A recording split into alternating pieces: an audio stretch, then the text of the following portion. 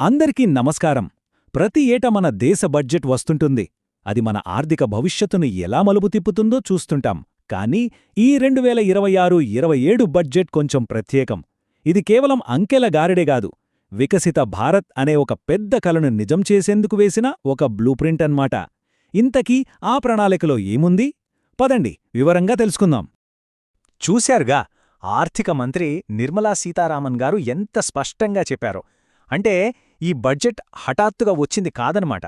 గత 12 ఏళ్లుగా ఎన్నో మార్పులు తీసుకొచ్చారు, సంస్కరణలు చేశారు. వాటన్నింటి కొనసాగింపుగానే ఈ బడ్జెట్ను చూడాలి అని ఆమె ఉద్దేశం.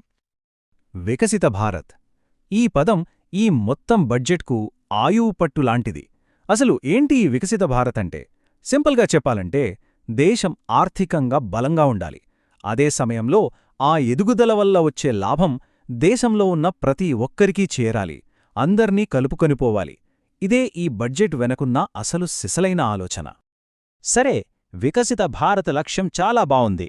కానీ దాన్ని ఎలా సాధిస్తారు అనే ప్రశ్న వస్తుంది గదా. దానికోసం ప్రభుత్వం ఒక 6 కీలకమైన అంశాలను ఎంచుకుంది. ఆర్థిక బ్లూప్రింట్, వృద్ధి, ప్రజల సామర్థ్యం, అందరికీ మేలు, కొత్త పన్నుల విధానం, చివరిగా ప్రభుత్వ ఖర్చుల లెక్కలు. ఇలా ఒక్కోదాని గురించి వివరంగా మాట్లాడుకుందాం. సరే, ముందుగా ఈ బడ్జెట్ వెనకున్న అసలు వ్యూహమేంటో చూద్దాం. ప్రభుత్వం 3 ముఖ్యమైన బాధ్యతలను లేదా కర్తవ్యాలను తన భుజాలపై వేసుకుంది. ఈ మూడింటి చుట్టూనే బడ్జెట్ మొత్తం తిరుగుతుంది. ఈ 3 కర్తవ్యాలు ఒకదానితో ఒకటి ముడిపడి ఉన్నాయి. చూడండి, మొదటిది దేశ ఆర్థిక వ్యవస్థను వేగంగా ముందుకు తీసుకెళ్లడం. రెండవది అలా వచ్చిన అభివృద్ధితో ప్రజల కోరికలు తీర్చడం, వాళ్లకు కావలసిన నైపుణ్యాలు అందించడం. ఇక మూడవది ఈ అవకాశాలు కొందరికే కాకుండా అందరికీ అందేలా చూడటం.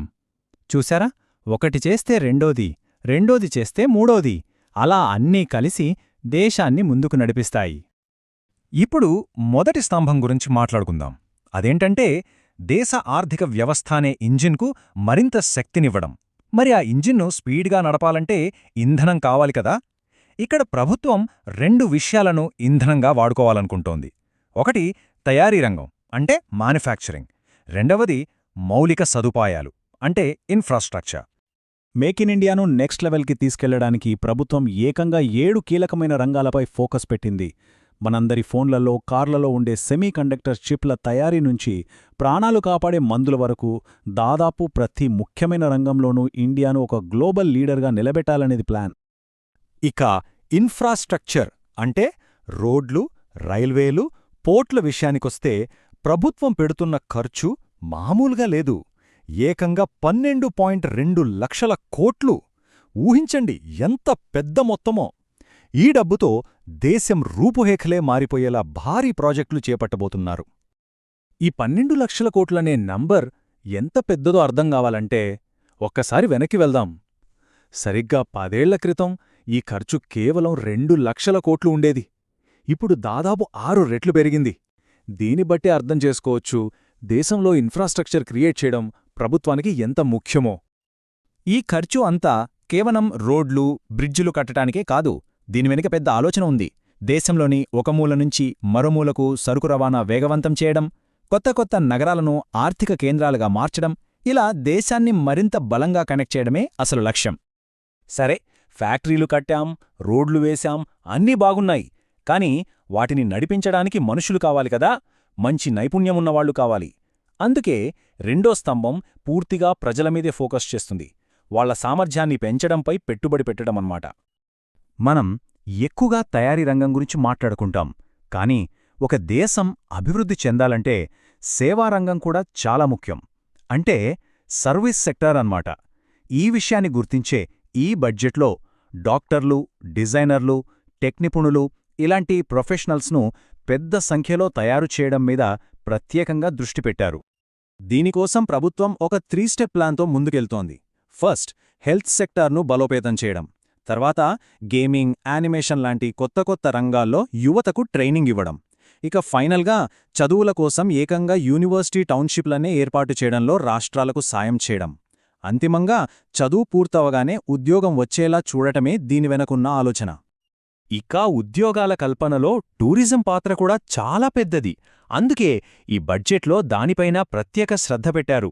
మన చారిత్రక కట్టడాలను కొత్తగా తీర్చిదిద్దడం, టూరిస్ట్ గైడ్లకు మంచి శిక్షణ ఇవ్వడం, ఇలాంటి పనుల ద్వారా విదేశీ టూరిస్టులను ఆకర్షించి మన వాళ్లకు ఉద్యోగాలు కల్పించాలనేది ప్లాన్.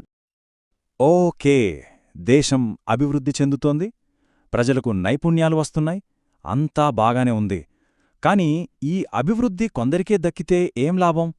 అందుకే మూడో స్తంభం చాలా ముఖ్యం. అదే సమ్మిళిత శ్రేయస్సు. అంటే ఈ అభివృద్ధి ప్రయాణంలో రైతులు, మహిళలు, వెనుకబడిన ప్రాంతాలు ఇలా ఎవ్వరూ వెనుకబడిపోకూడదు. ఇవి కేవలం మాటలు కాదు, చేతలు కూడా. ఉదాహరణకు, మహిళలు తయారుచేసిన వస్తువులు అమ్ముకోవడానికి షీ మార్ట్లు పెడుతున్నారు. అలాగే మామూలు పంటల బడులు ఎక్కువ ఆదాయమిచ్చే కొబ్బరి, గంధం లాంటివి పండించేలా రైతుల్ని ప్రోత్సహిస్తున్నారు. ఇలా ప్రతి వర్గానికి ప్రత్యేకంగా సాయం అందించే ప్రయత్నం జరుగుతోంది.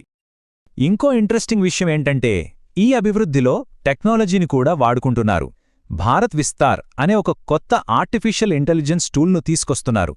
దీని ద్వారా రైతులకు ఎప్పుడు ఏ పంట వేయాలి, మార్కెట్లో ధర ఎలా ఉంది లాంటి సలహాలు వాళ్ల భాషలోనే వాళ్ల ఫోన్కే నేరుగా అందుతాయన్నమాట.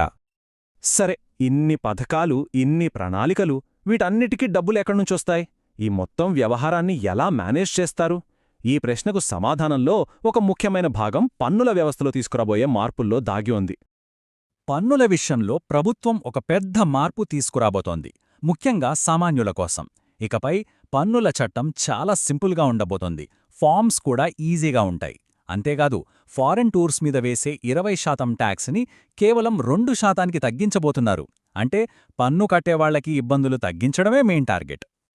ఇక వ్యాపారాల విషయానికొస్తే వాళ్లక్కూడా గుడ్ న్యూస్ ఉంది.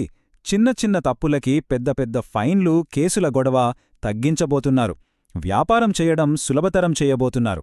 ముఖ్యంగా టెక్ కంపెనీల కోసం ఒక బంపర్ ఆఫరిచ్చారు. ఇండియాలో డేటా సెంటర్లు పెట్టే విదేశీ కంపెనీలకి ఏకంగా 2047 వరకు ట్యాక్స్ హాలిడే ప్రకటించారు. అన్నిటికన్నా ముఖ్యమైన ప్రశ్న, ఇన్ని పనులు చేస్తూ ప్రభుత్వం తన ఖర్చుల్ని ఎలా బ్యాలెన్స్ చేస్తుంది? దానికోసం ఫైనల్గా ఆ లెక్కలేంటో కూడా ఒకసారి చూసేద్దాం. ఇక్కడ మనం గమనించాల్సిన ఒక ముఖ్యమైన విషయం ఉంది. ప్రభుత్వం ఖర్చు బాగా పెంచుతున్నా సరే తన అప్పులను మాత్రం అదుపులో ఉంచుకుంటోంది. దీన్నే టెక్నికల్గా ద్రవ్యలోటు అంటాం. అంటే ఆదాయానికి ఖర్చుకు మధ్య ఉన్న తేడా. ఆ తేడాను ప్రభుత్వం మెల్లమెల్లగా తగ్గిస్తూ వస్తోంది. అంటే ఓవైపు అభివృద్ధి కోసం ఖర్చు పెడుతూనే మరోవైపు ఆర్థిక క్రమశిక్షణను కూడా పాటిస్తోందన్నమాట. సో ఫైనల్గా ఆర్థిక మంత్రి చెప్పేది కూడా ఇదే. ప్రజల అవసరాలకు లోటు రాకుండా చూసుకుంటూనే దేశ ఆర్థిక ఆరోగ్యాన్ని కూడా కాపాడుకుంటున్నామని. ఈ రెండింటి మధ్య బ్యాలెన్స్ సాధించడమే ఈ బడ్జెట్ యొక్క అసలు సారాంశం. మ్యాన్యుఫ్యాక్చరింగ్, స్కిల్ డెవలప్మెంట్, ఆర్థిక క్రమశిక్షణ ఇలా అన్నిటికీ ఒక పక్కా బ్లూప్రింట్ అయితే సిద్ధంగా ఉంది. మరి ఈ ప్రణాళికతో భారతదేశ ఆర్థిక వ్యవస్థ నిజంగానే టేకాఫ్ అవుతుందా? వికసిత భారత్ కల సాకారమయ్యే సమయం దగ్గరపడిందా? ఈ ప్రశ్నలకు సమాధానం కాలమే చెప్పాలి.